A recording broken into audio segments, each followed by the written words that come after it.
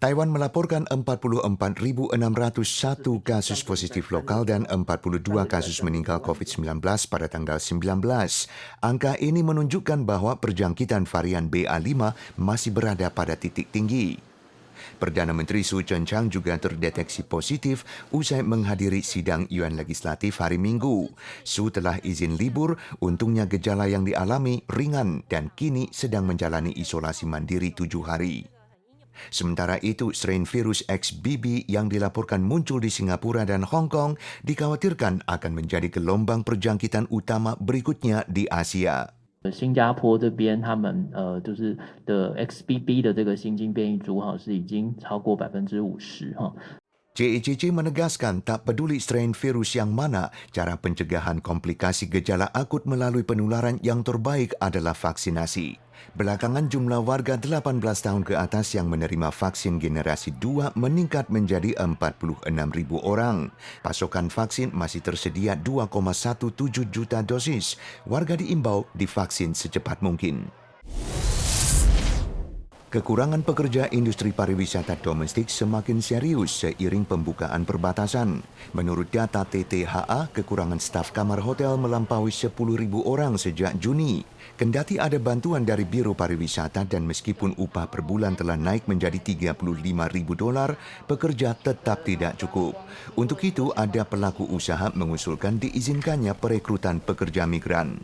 现阶段可能在劳力方面工作可能不是愿意那么多，所以我们才渐渐发现是说，可能真的是要从别的地方吸引人才过来做这些工作，可能会比较适当。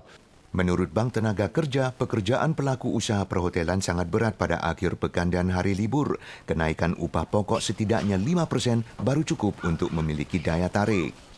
Selain itu, kekurangan staf lapangan bandara juga isu mendesak. Serangkaian program bantuan dari MOTC dan MOL diperkirakan hanya bisa meredakan situasi dalam kurun waktu 3 bulan. Menteri Dewan Pembangunan Nasional Kong Ming Shin memperkirakan laju ekonomi Taiwan 2022 akan lebih tinggi 3,3% dari perakiraan IMF bahwa GDP Taiwan akan tertinggi di Asia Timur pada tahun ini. 这个成绩是比全世界都来得好 ，IMF 这样特别的说明哈。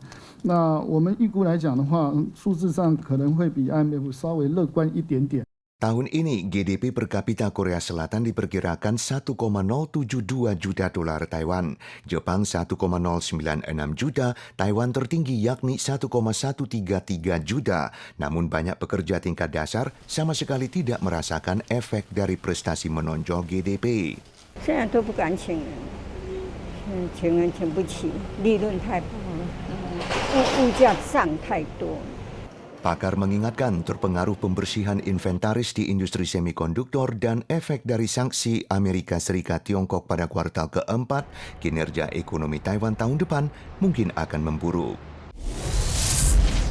Pilkada 9-in-1 Taiwan semakin dekat, penyuapan terkait pemilu semakin sering dilaporkan. Seorang anggota Dewan Kabupaten Miaoli diduga membeli suara pemilih seharga $500 per suara. Kejaksaan melakukan penggerebekan pada tanggal 18, menangkap 16 tersangka, menyita uang suap $9.500. Seorang calon ketua RT bermarga Y di kota Hsinchu ditemukan membagikan alat tes rapid COVID-19 secara cuma-cuma untuk meraup suara pemilih. Atas kasus penyuapan dan pembelian suara dalam pemilu, Kementerian Kehakiman mendaftarkan 28 jenis kelakuan gangguan pemilu dan 6 situasi yang tidak dianggap sebagai penyuapan.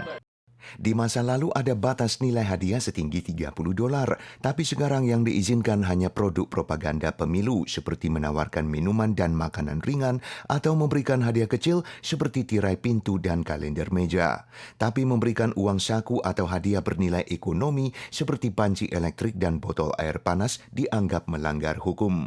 MOJ juga menetapkan penerimaan uang melalui pembayaran bergerak atau dana asing sebagai bentuk penyuapan, tapi menegaskan bahwa konfirmasi tindak penyuapan akan diputuskan melalui pemeriksaan konkret setiap kasus.